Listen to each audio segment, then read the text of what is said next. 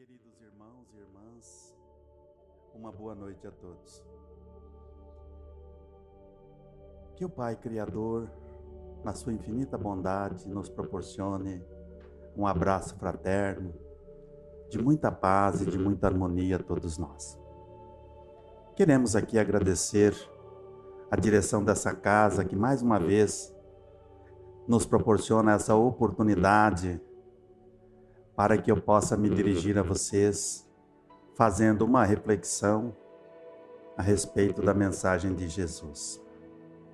E em especial agradecer ao seu Pedro, que dele correu daqui, que nos proporcionou essa oportunidade, porque ele estava na escala e gentilmente nos cedeu a oportunidade para que nós pudéssemos fazer junto com vocês essa reflexão de hoje. Na prece ele disse que Jesus é o caminho, a verdade e a vida. Não foi combinado, mas nós vamos tratar exatamente desse tema. Vamos tratar daquela passagem do Evangelho que é muito conhecida nossa e que muitas vezes nós já pronunciamos e já ouvimos quando Jesus diz a Pedro: eu sou o caminho, a verdade e a vida. Ninguém vai ao Pai se não for por mim. Então, baseado nessa frase, nessas duas frases do Mestre Jesus, nós vamos fazer a nossa reflexão da noite de hoje. Quando ele diz: eu sou o caminho, a verdade e a vida, e ninguém vai ao Pai senão por mim. É um ensinamento muito profundo. E nós vamos extrair um entendimento, porque a mensagem do Cristo tem muitos entendimentos que podemos extrair, devido à nossa incapacidade de conhecer profundamente a mensagem de Jesus. Então nós vamos pescando alguma coisa conforme nós vamos recebendo as orientações e as intuições. Então, para que nós possamos entender essa passagem do Evangelho, primeira coisa, que todas as passagens do Evangelho do Cristo sempre era dentro de um contexto. As parábolas de Jesus sempre era dentro de um contexto. Então nós precisamos entender qual foi o contexto em que ele pronunciou, qual a razão pela qual ele pronunciou essa frase. E nós sabemos que em Jerusalém, em razão da sua saída do mundo físico, quando já estava para ser entregue para a crucificação, onde ele passava as suas últimas instruções aos seus discípulos, e eles ali assustados com todas aquelas novidades e com tudo que estava acontecendo. E foi dentro desse contexto, dentro dessa situação em que ele disse. Então, para que nós possamos entender, nós precisamos voltar um pouco no Evangelho de João. No capítulo 13, versículo 33 em diante, seguintes, quando ele, se dirigindo aos discípulos, dizia: filhinhos, por um pouco estou convosco, vós me buscais. Mas como tenho dito aos judeus, digo a vós também: para onde eu vou, vós não podeis ir agora. Mas um novo mandamento eu vos dou: amai-vos uns aos outros como eu vos tenho amado, e nisto todos conhecerão que são meus discípulos, por muito se amarem. E então Pedro, dirigindo-se a Jesus: para onde vais, Senhor? E Jesus: para onde eu vou não podes seguir-me, mas depois me seguirás. E aí Pedro amava muito o Mestre, sempre muito afoito, nas suas investidas em defesa do Mestre Jesus. Não posso seguir-te, por ti eu daria até a minha vida. E Jesus, para que Pedro se contenha, a frase famosa: Pedro, darás a tua vida por mim? Me negarás 3 vezes antes que cante o galo. Então Pedro entristeceu-se muito, porque ele tinha muita confiança no seu amor, ele tinha muita certeza no que ele sentia por Jesus. Então entristeceu-se. Então daí, Jesus, já no capítulo 14 de João, versículo 1, diz o seguinte: não se turbe o vosso coração, confie em Deus, confie também em mim. A casa do meu pai há muitas moradas. Se assim não fosse, eu não teria dito. Quando eu for e preparar o caminho, o lugar, eu voltarei e o levarei, para que fique eternamente comigo. Vós sabeis para onde eu vou. Aqui nós vamos abrir um parêntese. Quando Jesus fala, vós sabeis para onde eu vou, é uma afirmação? Ou ele perguntava aos seus discípulos se sabiam para onde ele iria? Porque naquela época não tinha pontuação. A pontuação na escrita só veio no século XV. As palavras eram escritas todas em minúsculas e todas juntas, sem separação, sem espaço. O espaço só foi adotado na escrita no século IX. Para se ter uma ideia, os capítulos, como foi as escrituras sagradas, como diz os textos sagrados, só foram organizados em capítulo no século XIII, por um cardeal inglês. E os versículos no século XVI, depois da imprensa. Então, para onde eu vou é uma pergunta ou uma resposta? Então nós precisamos entender isso. E aí, para que possamos entender, nós temos que avançar no texto. Então se entende que é uma pergunta, porque entra um segundo personagem na conversa, Tomé. Senhor, nós não sabemos para onde vai. Como podemos saber o caminho? Então aí, Evangelho de João, capítulo 14, versículo 6, é que Jesus pronuncia essa famosa frase: eu sou o caminho, eu sou a verdade e eu sou a vida. Ninguém vai ao Pai se não for por mim. Então, uma outra personagem pergunta a Filipe, a Jesus: Senhor, mostra-nos o Pai. Porque antes Jesus havia dito: se me conheceres, conhecerão também o Pai. Então uma terceira personagem, Filipe: Senhor, mostra-nos o Pai. E isso nos é suficiente. Jesus novamente se dirigindo a Filipe: como, Filipe? Estás há tanto tempo comigo e não tens me conhecido? Quem me vê, vê o Pai. E como dizes tu, mostra-nos o Pai? O Pai que está em mim é quem faz as obras. Tudo que eu digo é o Pai que diz. Crede, Filipe, ao menos por causa das mesmas obras. Quem me vê, vê o Pai. E versículo 9. Desde agora o conheceis e o contemplais. Então o que os discípulos viam? O que eles contemplavam?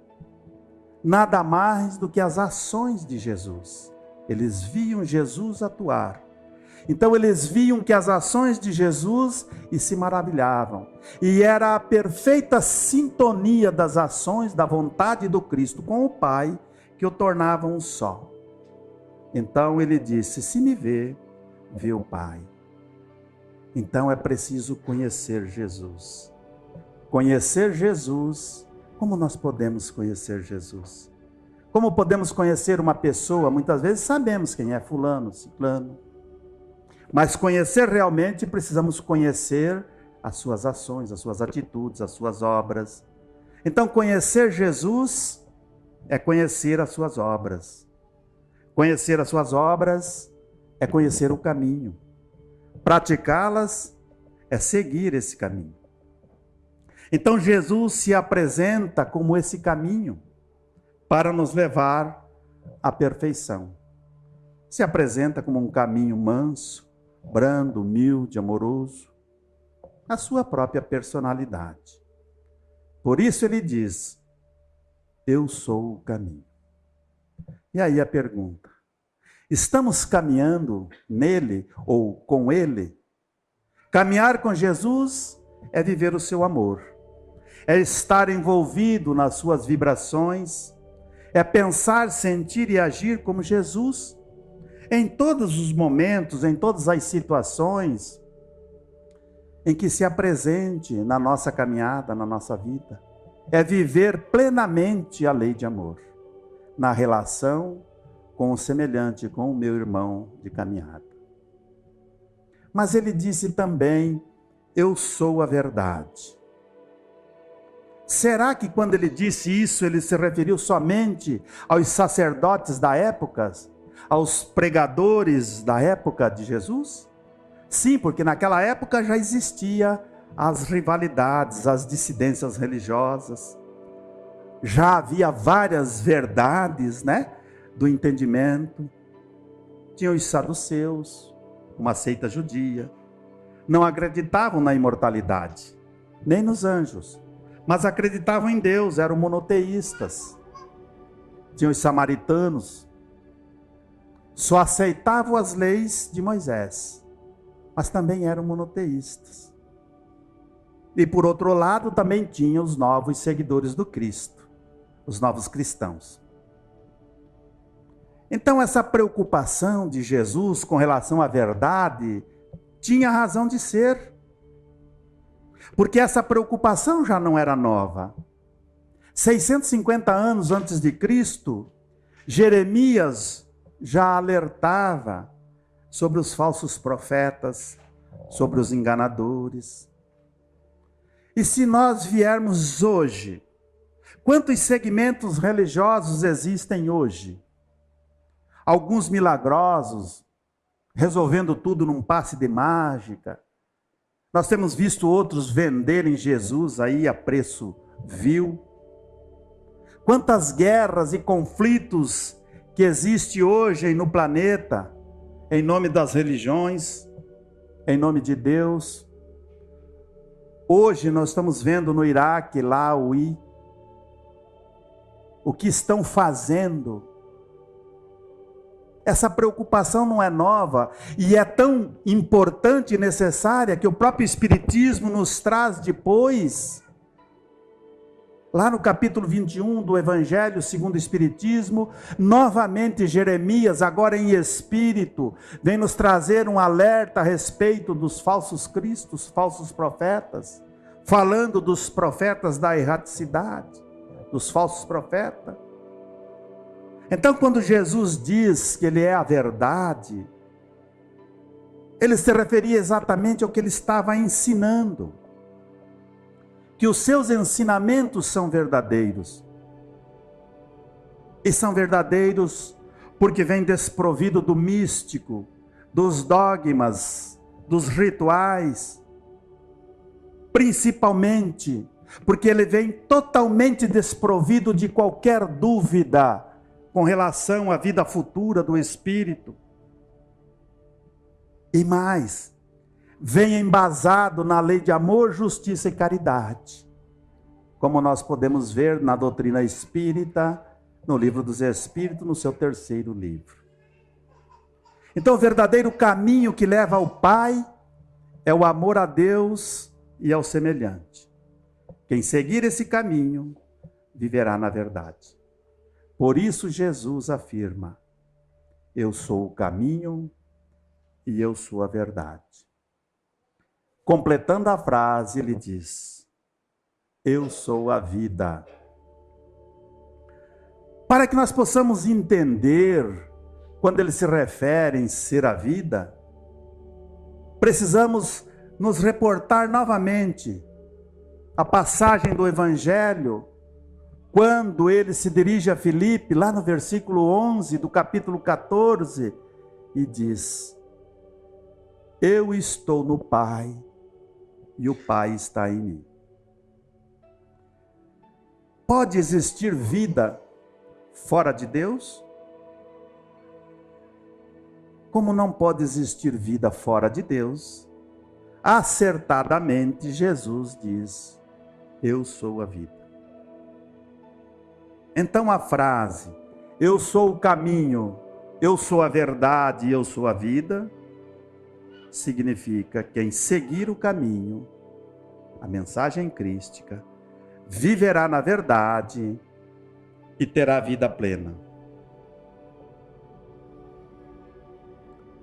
Mas existe uma coisa um pouco mais intrigante, vamos dizer assim, na segunda frase.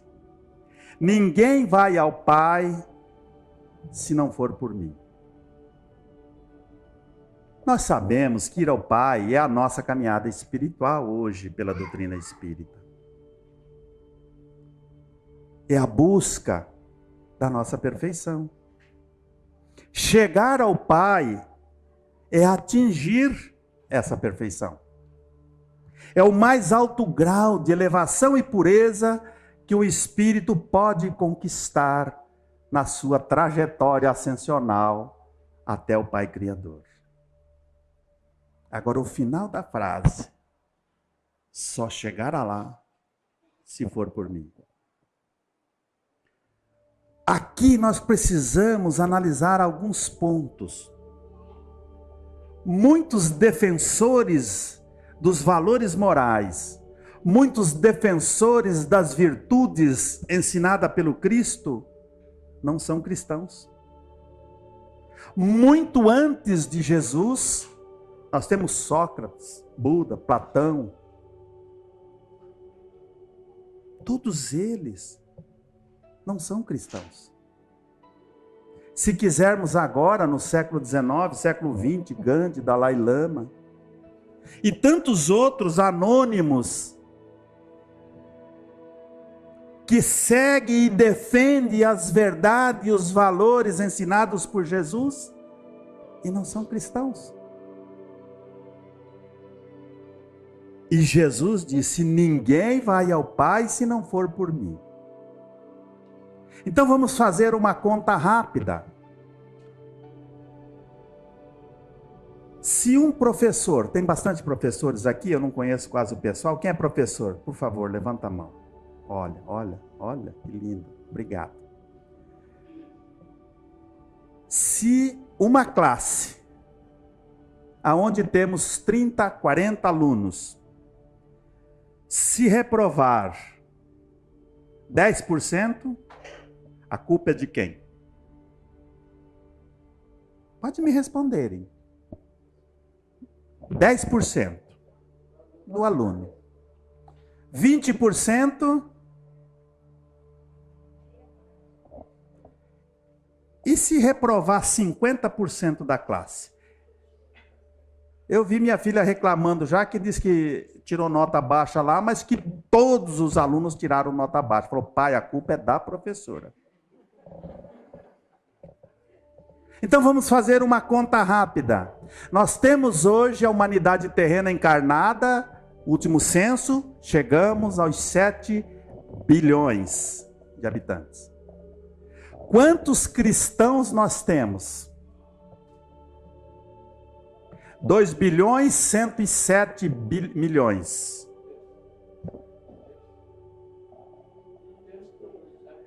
Não dá bem um terço, isso. 29 ponto alguma coisa. Um terço. Podemos considerar. Vamos arredondar.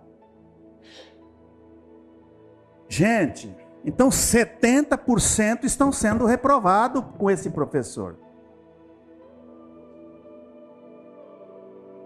Como é ir ao Pai por ele? Ninguém vai ao Pai se não for por mim, sem eu seguir.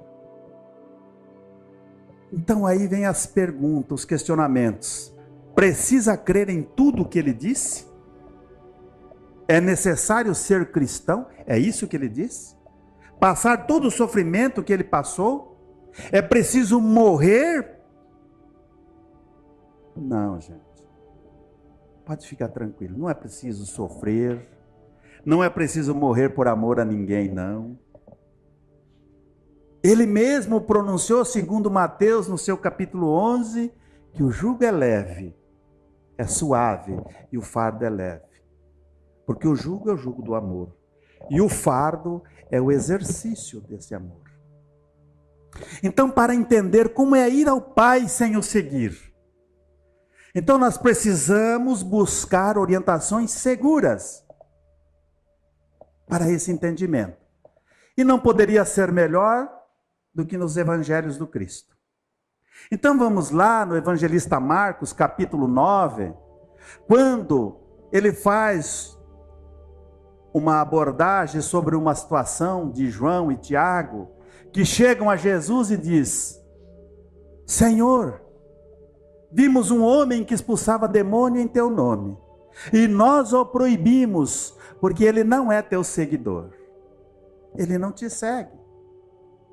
E Jesus, dirigindo-se a João: não lhes proíba, João. Ninguém faz milagre em meu nome, e logo ali adiante fala mal de mim. Quem não é por nós, quem não é contra nós, é por nós. E aí Jesus completa: em verdade eu vos digo, qualquer um que vos der um copo de água, não perderá o seu galardão no céu. Um copo de água. O que é dar um copo de água a alguém? Dessedentar uma criatura que chega precisando de um copo de água. Simboliza um gesto de caridade. Então fica claro que não precisa ser seguidor do Cristo, mas é preciso que faça, que exercite a caridade para com o semelhante. É preciso ter o sentimento nobre, ter amor, fé e, acima de tudo, a ação caridosa frente às situações que se apresentem em nosso caminho. Porque é muito fácil nós sermos bonzinhos, caridosos, no grupo, na hora de distribuir a sopa, da ação de caridade, na casa espírita. Mas isso é preciso ser no dia a dia. E então, para completar a nossa reflexão, a fé e a caridade, incluindo aí a humildade, como nós temos lá no Evangelho segundo o Espiritismo, capítulo 15, caridade e humildade sendo a única da salvação. Então eu quero citar dois personagens, dois exemplos bíblicos de que não eram seguidores de Jesus. E o primeiro personagem, sobre a fé. A fé, vamos citar aqui o centurião de Cafarnaum, que tinha o seu servo doente, como narra Mateus capítulo 8, versículo 5 em diante. Buscava Jesus, ouvindo falar que Jesus fazia curas pela redondeza, busca Jesus. E diz: Senhor, o meu servo está doente, está muito mal, e eu peço ao Senhor que a cure. E Jesus: pois não, irei em sua casa e darei saúde ao seu servo. E ele disse: não, mestre. Olha o exemplo de fé e de humildade de quem não era cristão. Não, mestre, eu não sou digno de que entreis em minha morada, mas diga apenas para que meu servo sare e ele ficará bom. Porque o Senhor é como vós. Eu sou como vós. Eu também tenho servos. E eu digo a eles: vai, e eles vai. E eu digo a eles: vem, e eles vêm. Da mesma forma o Senhor. E Jesus, maravilhado, vira-se ao povo, aos seus discípulos, e diz: que é isto que ouço? Nem em Israel encontrei tamanha fé. Digo-vos que muitos virão do Oriente, do Ocidente, e se reclinarão na mesa com Abraão, Isaque e Jacó no reino dos céus. E muitos dos filhos de Israel serão lançados nas trevas exteriores, onde haverá dor e sofrimento. Então vamos buscar entender um pouquinho isso. virão do Oriente, do Ocidente e se reclinarão na mesa. Aqueles que não são cristãos, que vêm de outros segmentos religiosos, mas que se assentarão na mesa da paz, da plenitude e da vida plena. Os filhos de Israel, aqueles que eram os escolhidos, no seio de qual viria o Messias, e que eram para ser os que mais deveriam ter fé no Mestre Jesus. Então ele diz, nem Israel, ou nem entre os escolhidos eu encontrei tamanha fé. E no entanto, o povo de Israel era os escolhidos para serem os seguidores de Jesus. Podemos nos reportar aí a fé do grão de mostarda. E o segundo personagem, sobre a caridade, um outro cidadão que também não era cristão, o bom samaritano. Aliás, os samaritanos nem aceitaram Jesus a fazer pouso na sua aldeia, na sua cidade. Quando os discípulos foram à frente buscar pousada, foram expulsos da cidade dos samaritanos. E Jesus pega exatamente um samaritano para exemplificar, através da parábola, o exercício da caridade plena para com o irmão de caminhada. O samaritano, havia um homem que vinha de Jericó, descia de Jerusalém a Jericó, e sofreu um assalto, ficou caído, ferido pelos salteadores. Veio um sacerdote, passou ao largo. Veio um levita, passou ao largo. E depois, pelo mesmo caminho, o samaritano. Esse samaritano não usou de preconceito, não usou discriminação, não desviou-se do caminho, não quis saber quem era, simplesmente usou de misericórdia, preocupou em socorrer e tratar os ferimentos do irmão de caminhada. Foi orgulhoso? Foi egoísta? Colocou no seu cavalo, deitou o vinho, fez a emergência dos atendimentos e levou para a estalagem. Chegou lá, pediu para que ele fosse atendido, pagou a estalagem e ainda disse ao hospedeiro: se faltar, eu restituo na volta. Usou de ganância? Não. Esperou ser recompensado? Não. Simplesmente teve compaixão, foi caridoso. Só quem ama realmente as criaturas pode ter semelhante atitude. Então nós temos aqui a parábola do bom samaritano. Eu costumo dizer que é um exemplo clássico da verdadeira caridade. E a do centurião, a da fé e da humildade. Dois personagens que vai por Jesus sem o seguir. E olha quem deu esses exemplos, quem citou essas palavras: o próprio Mestre Jesus. Então, ir por Jesus é agir como Ele, independente de acreditar ou não nos seus ensinamentos. E aí a pergunta é: e nós, como seguidores do Cristo? Nós já alcançamos esse entendimento da mensagem cristã? Nós temos a fé do centurião? Agimos como bom samaritano? Ou permanecemos ainda nas velhas ilusões dos dogmas, dos rituais, das práticas exteriorizadas, achando que com isso estamos seguindo Jesus? A mensagem cristã é libertadora, mas essa libertação está condicionada ao exercício prático dos seus ensinamentos.